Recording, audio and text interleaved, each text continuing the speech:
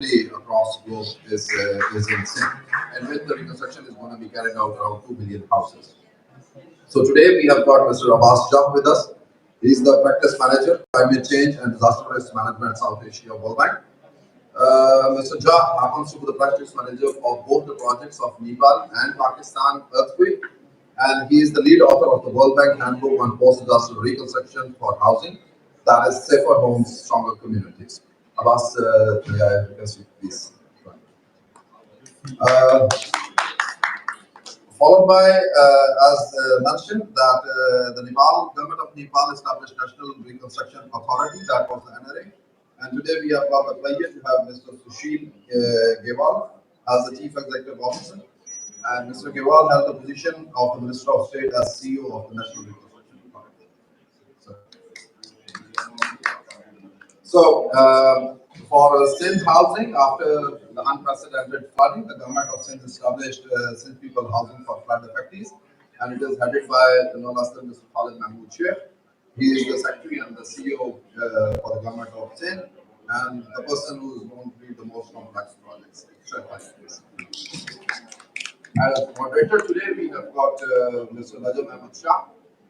So Shah is Secretary to Forest and Wildlife. He has extensive experience in local government, housing, and town planning.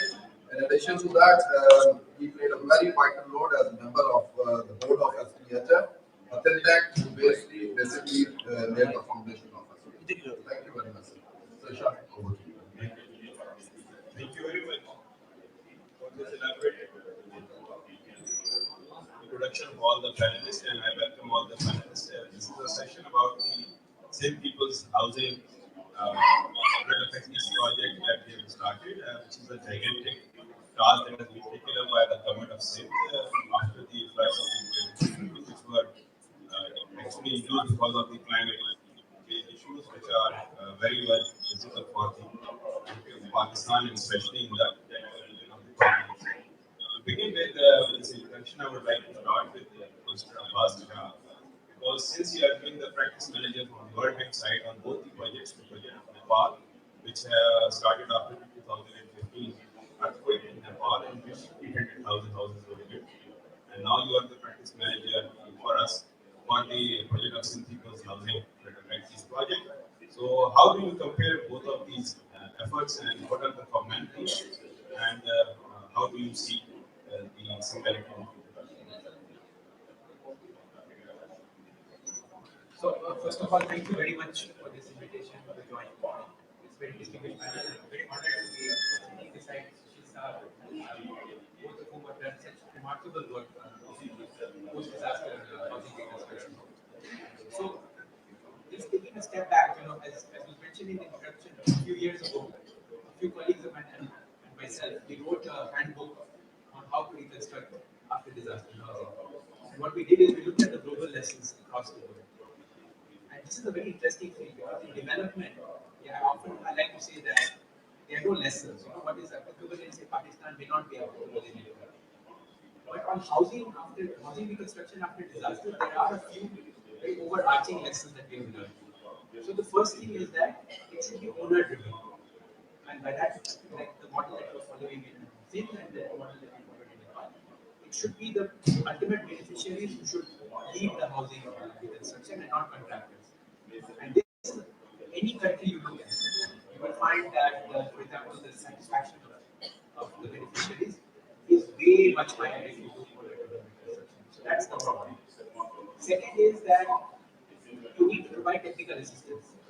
And I think Sushil's Nepal housing reconstruction also a pretty good lesson. Like, just to give one example, they did a massive program of training masons, especially female masons. Now, masonry is often a profession that is associated with men. I found it remarkable that they actually reached out and they trained so many female. I think you are trying to do that also in Sindh. But I think the lesson from this is that the technical assistance that you need to provide, the hand holding that is needed by the beneficiaries, because remember, they are not contractors. They are maybe for the first time venture. So you need to provide a lot of hand holding, whether it's architects or masons or engineers into supervise the work. That's the second. And the third, and I'll stop here, is that the transfer of money has to be completely transparent. And now, frankly, when for example, when we did the Kashmir earthquake, the reconstruction, I think the technology was much less evolved. But even there, I think you did a very good job. And we all had in our hand to recite that as one of the good practices of good disaster reconstruction. But now the technology is so evolved, you can use direct transferring to accounts, you can use smart cards at much lower cost.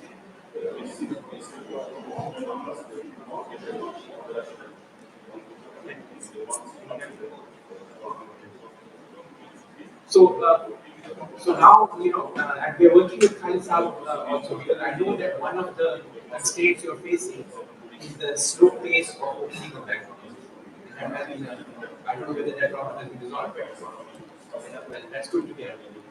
But again, this is a place where technology can play a really good role, whereby you can start transferring money straight using smart money, mobile money. So let me stop it. So taking from there, and I appreciate that you remember the era period of 2005 after the conflict that happened in Pakistan. Let's go to Sushil. Sushil, you would really like to know after 2014 earthquake, what are the circumstances in which you are thought of having this earthquake reconstruction authority at that time, and how did you, as an organization, contribute to the housing sector after the earthquake? Thank you so much. First of all, I'd like to thank you all for United and the bank and all of you to invite me here and then we share the experiences that we have. I also had chance also the last time in our CEO saying you were there in Kathmandu and then we were also having a chance to share our ideas and views on similar thought that people have how we can go ahead. Actually, it's our census mentioned that the strategy was to be established because it is a huge level of this disaster. And almost 800,000 of the houses were destroyed. Almost 10,000 number of the schools, almost 1,000 number, 1,200 number of the health facilities, many of the monuments and so on. So it was not possible to launch the program through the regular government program. That's why we need a special entity which will be working and releasing. Yeah. So, and then because we have to have coordination with the different levels of the government, different ministries and the departments, we also have to mobilize the special resources for that, a special fund for that. We have to mobilize the special human resources for this. And so it was a huge level of the task and in doing the human resources. And we also have to have a special law also without which we cannot go. We have to have an emergency mode of the operation that we do. And without having a law in any country, we cannot go ahead. So that's why we established the resources already on that context. And after establishing these all the legal framework, financial framework, and also the issues framework together with the human resources management, and we're able to build almost 750,000 of the houses, almost more than 800 number of these schools, where around 15,000 classrooms were reconstructed. Almost 1,000 number of the health facilities were provided to the people. 1,000 kilometers of the roads were reconstructed and developed within the timeline. We also this rebuilt actually the special sort of work in the heritage revival of the heritage, these rich heritage in our country. So besides that, these are only the numbers, but besides that, we also started since the very beginning the sustainability efforts and the issues for sort of the sustaining in the future this all. So it was the system that we built again. Yeah? It was the different ministries which were really were also in the forefront. We mobilized them, but through the mechanism of the system already.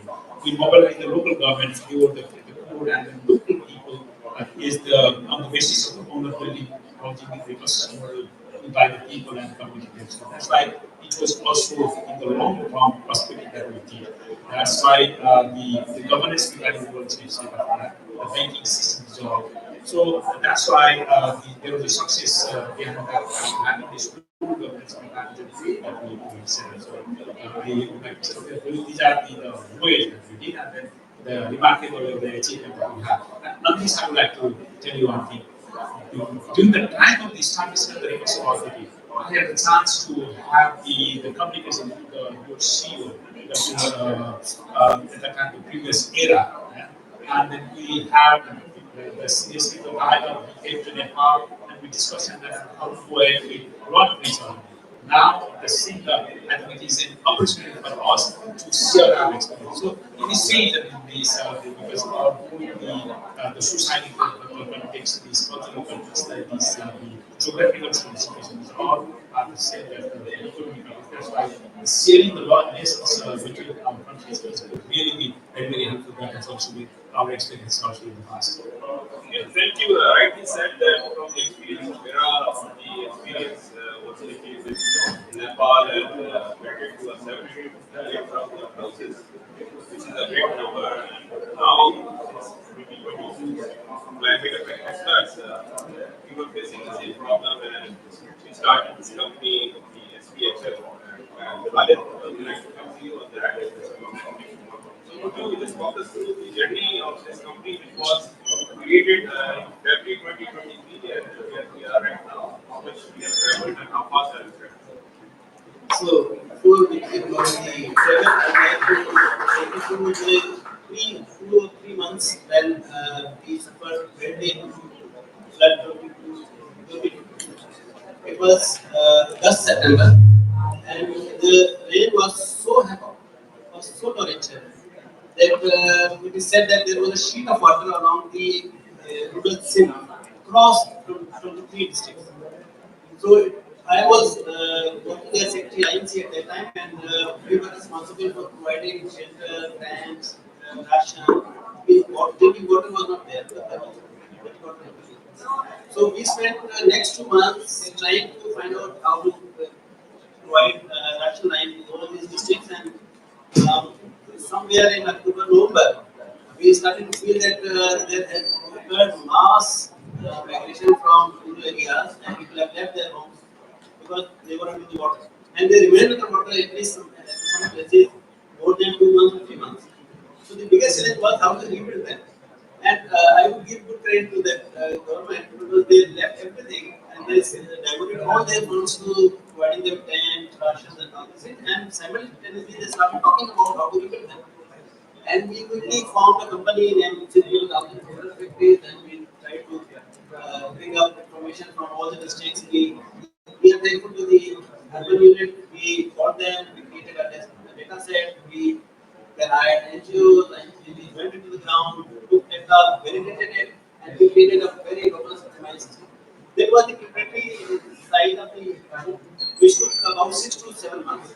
And from last August, we started to provide funds to the to reconstruct the houses. I remember when we met, we were finding it very, very difficult to open bank accounts. Sir, this project aims to open 2 million bank accounts. So we are trying to send 2 million people to the financial systems. And initially people are having 200 or 500 or 600 bank accounts open per day. It was nothing. So we centralized everything, we talked to the state bank, and now we are opening 5,000 to 10,000 bank accounts per day. And so far we have opened 400,000 accounts and we have sent money to 300,000 beneficiaries. And more than 1,000 people have started constructions, and they are in different stages, which is also evident. So now at this juncture, I think that the reconstruction housing is not a big task. It will be done in next 2 years. But the most important thing is how to actually go line all these things. I don't get Just let me put it, 1.4 million houses could be a gigantic task. This is a very big task. Fortunately, we have put our house in order and we are moving in the right direction. So I'm very hopeful that the management, inshallah, will deliver this. I come back to Abbas and I would like to know your experience because now you have visited the site.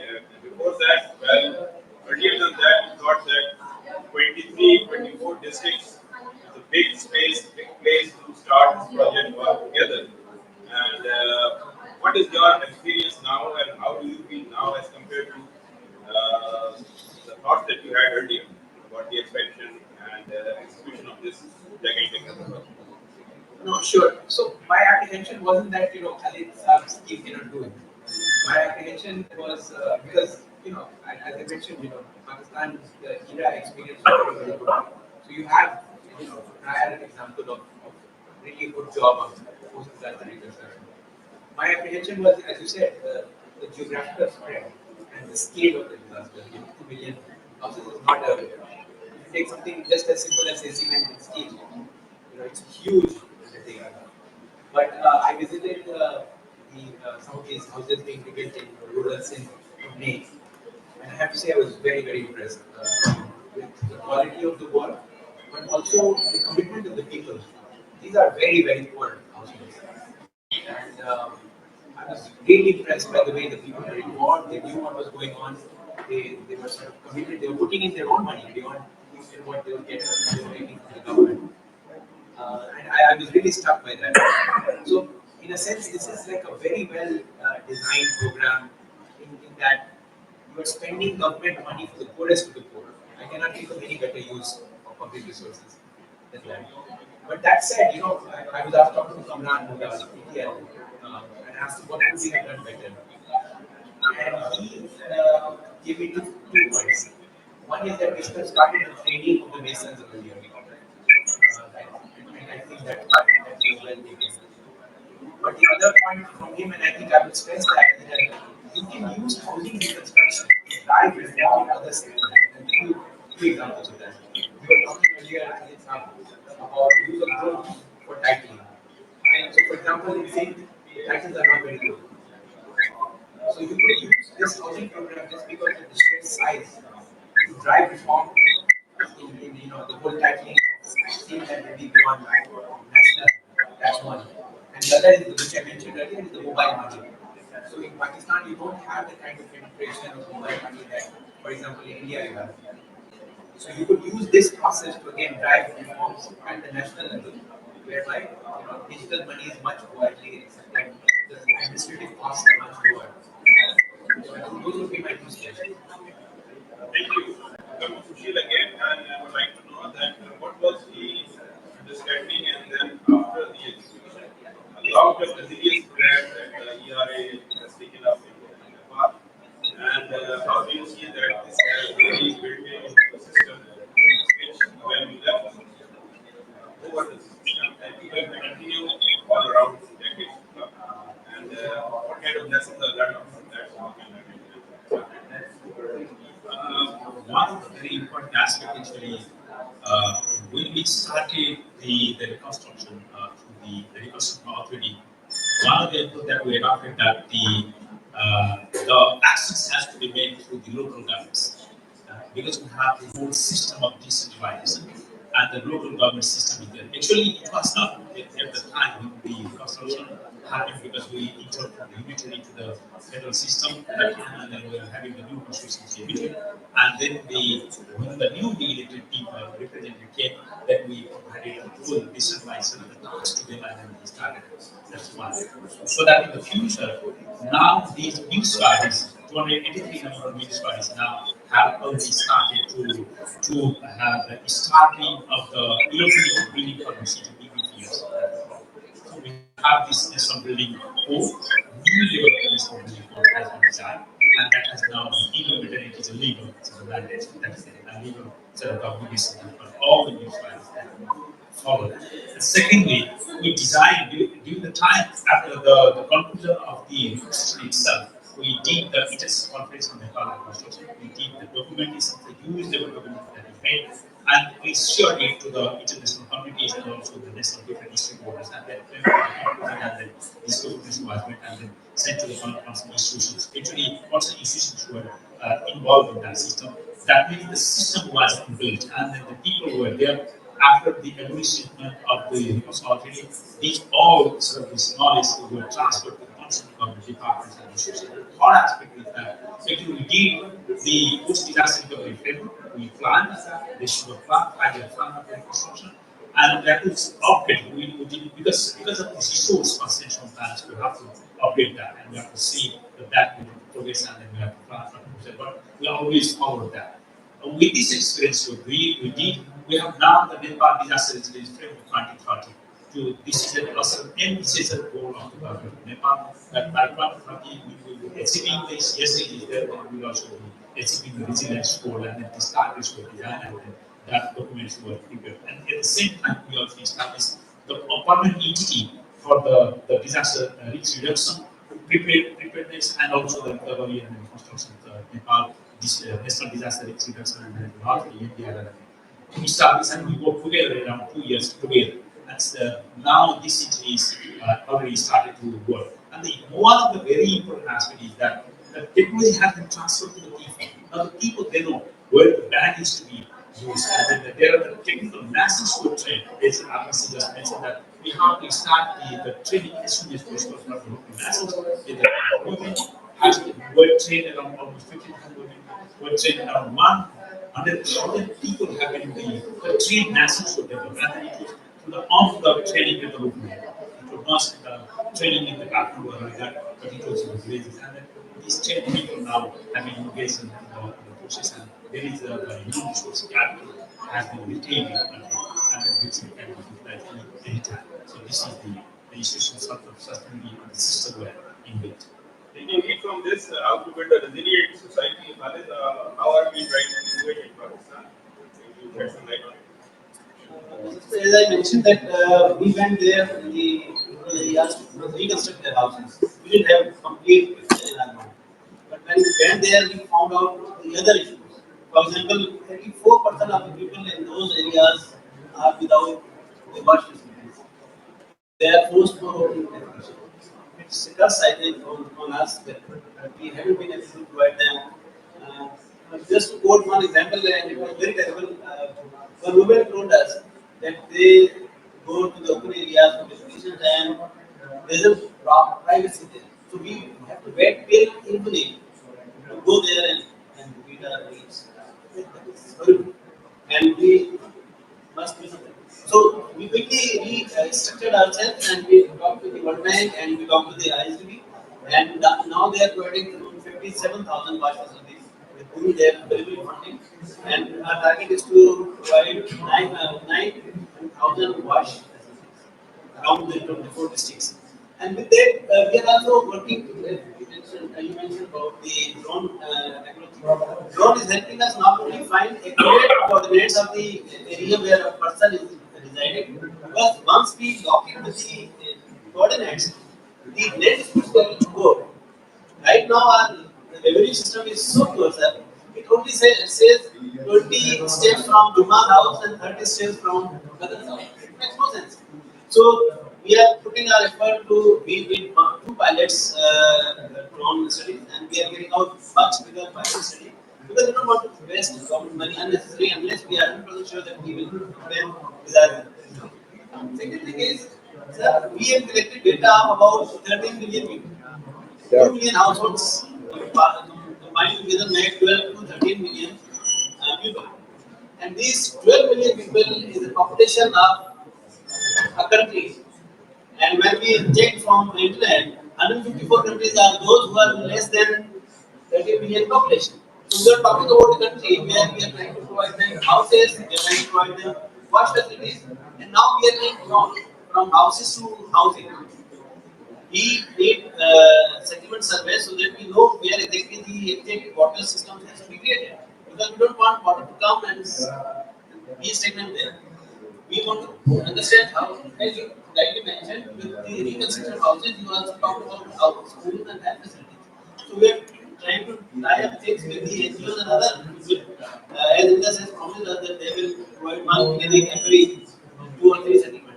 So this is how integrated system needs to be created, and some very first time. There are two things here.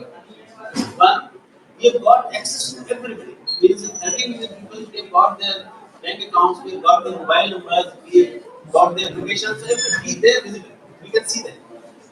Until now, we used to see people through our big files, and we failed to look at the true issues. So this is new technology, and integrated approach might work very efficiently. This is really important, and we can go for the whole day and talk about it, but we also try to stick it to the last round of questions.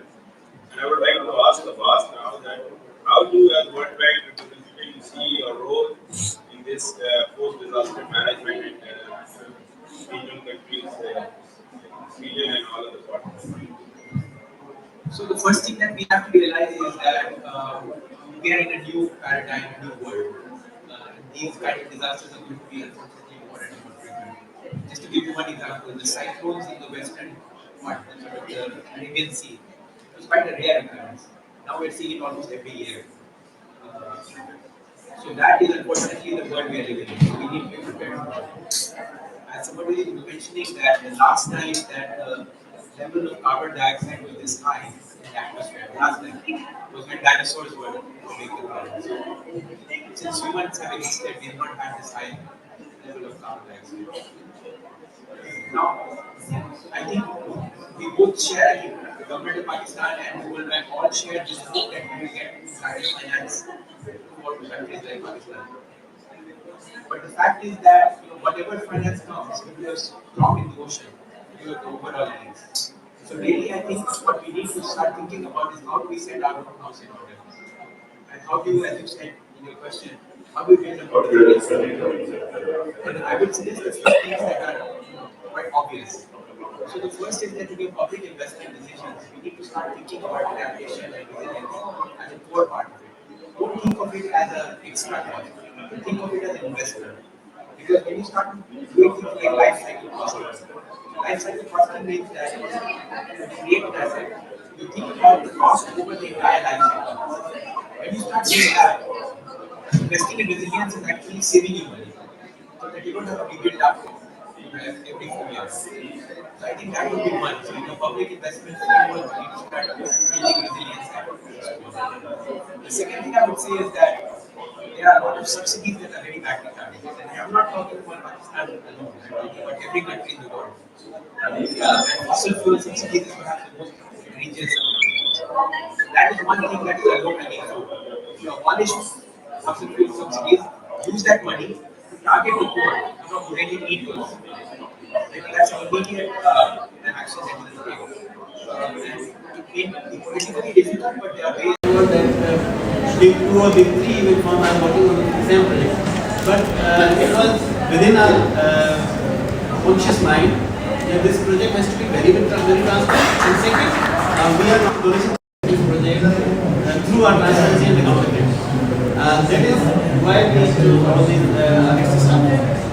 Second thing is the whole system is not included any government side engineer, anybody on this project.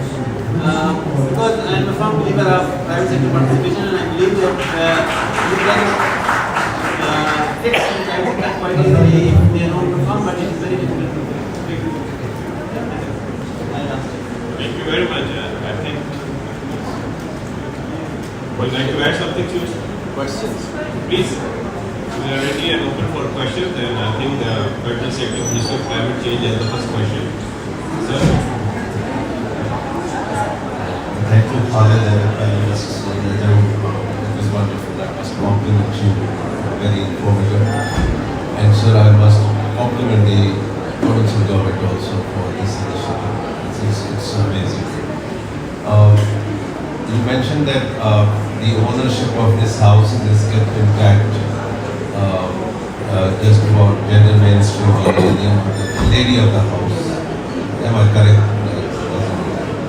So, knowing our rural economy, what safeguards have we implanted in this system that they are not exploited in future, that they sell out the houses and go and then be at the risk of climate and disasters again? One.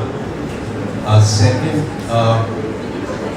there's a lot of poverty and unemployment in the rural areas, not directly related to the mandate of this project, but now that with information-based accessing every household, is there any plan for providing sustainable employment or engaging men or women of the house so that they sustain and they have a protected future? Last question has been partly addressed, that was related to healthcare, like the issues which are challenging from a climate point of view, especially uncontrolled population growth. And I think if you have those health facilities, that will be taken care of. Sir, the answer to your first question may not please you, because there is a difference of opinion. I am a firm believer that we should respect the wisdom of everybody. Sir, when we started giving money to the beneficiaries, we went to their village and said, how much have you made the plane? They said 4.5 feet. Our condition was 3 feet. I said, why have we made it so high? He said, the flood came at the level of 4.2, so we want to be above it. Second thing is, the core objective of this initiative is to give them land title and to make them owner of their house. I am a firm believer that the person should be free to sell his or her house whenever they want. Sir, I own a house and I want to sell it and I want to do a business, my wife doesn't let me do. So there is a conflict and this conflict should make to a right decision. Many people believe, those who practice reconstruction of the rehabilitation process, that they will sell their houses and they will again be homeless. So in urban areas, people sell their houses, they do some business, some of them fail, some of them prosper. So we should try to create this churning burning process so that the economy grows. If we don't give them authority to sell those houses, the houses will never be replaced.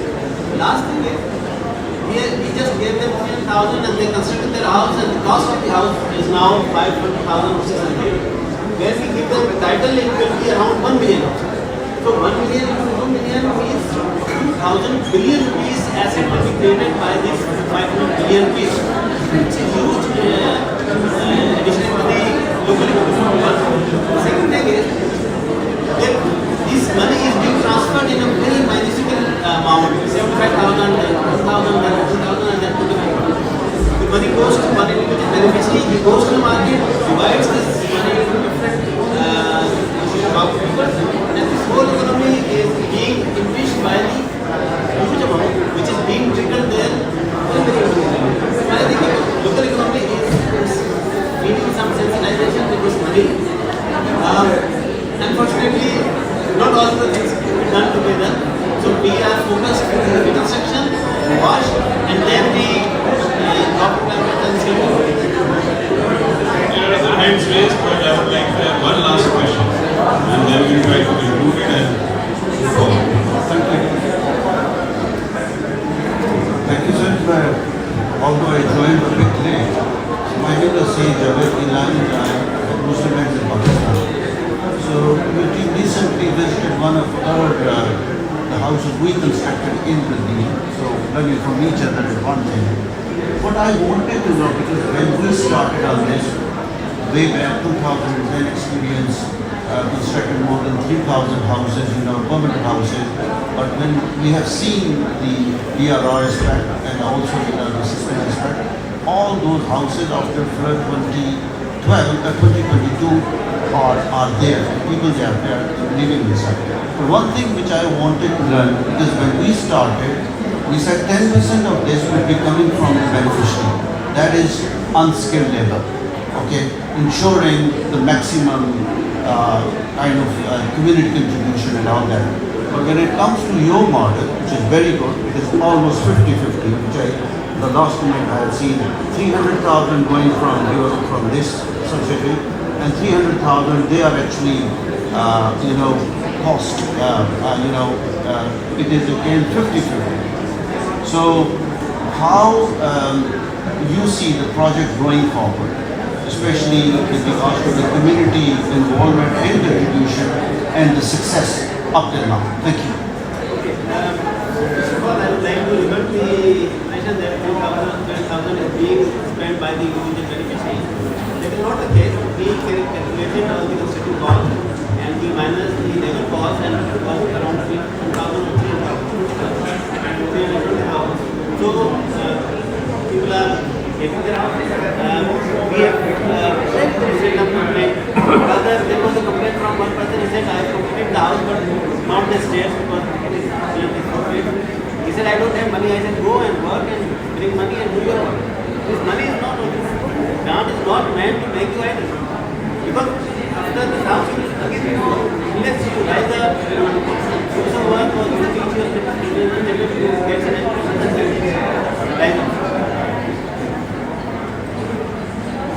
Thank you very much, Social. Thank you very much for the panelists. may I now request Honorable Chief Minister Singh, this is Shahidul Bakr for his final remarks. Sir.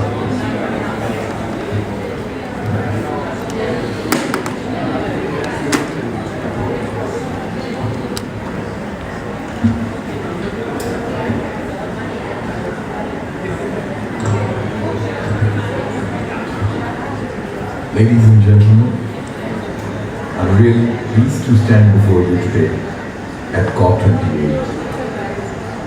Thank you so much for enlightened panel discussion, which gave me ample insight to understand the modalities of disaster and the government responses to these crises.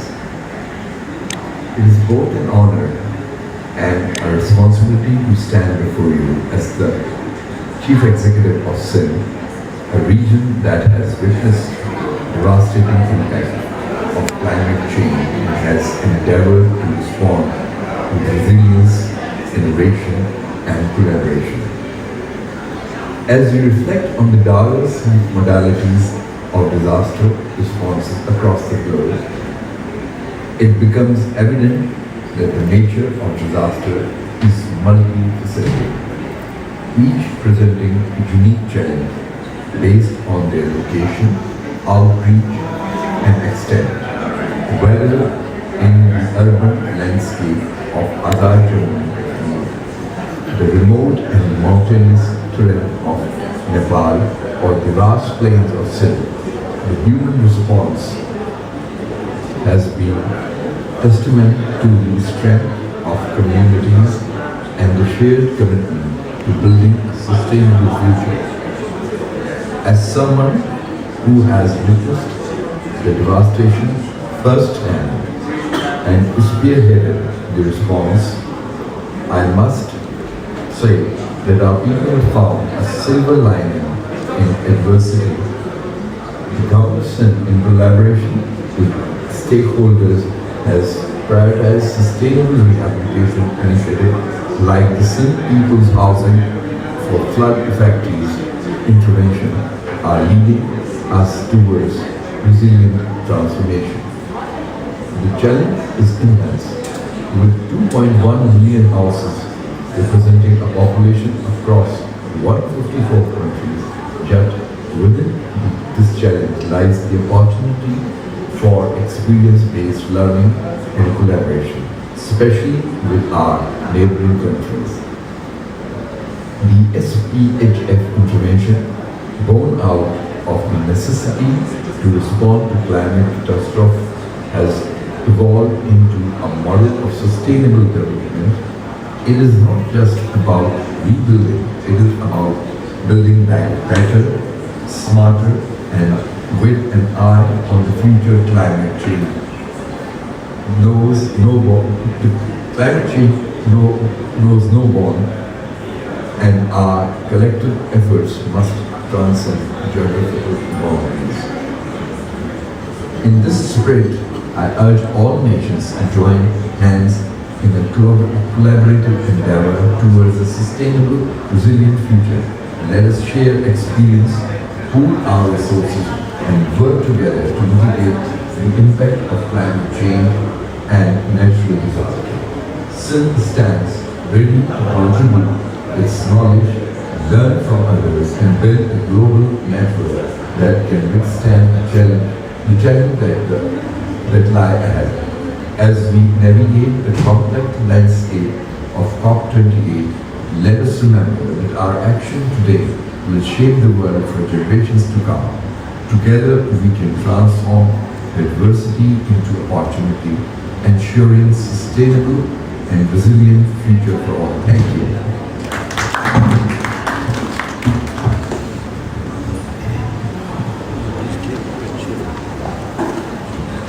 So, Chief Minister, may I request your presence for honoring the panelists with the souvenir.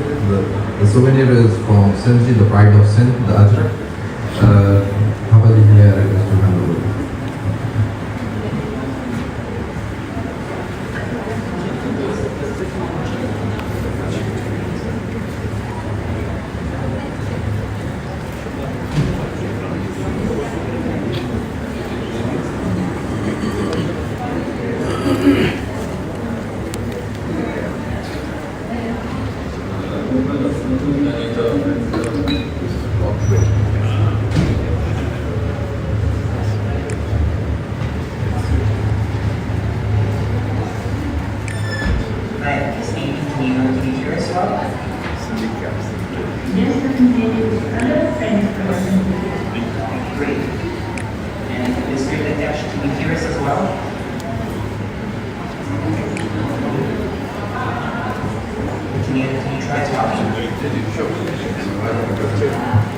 refreshment is there, so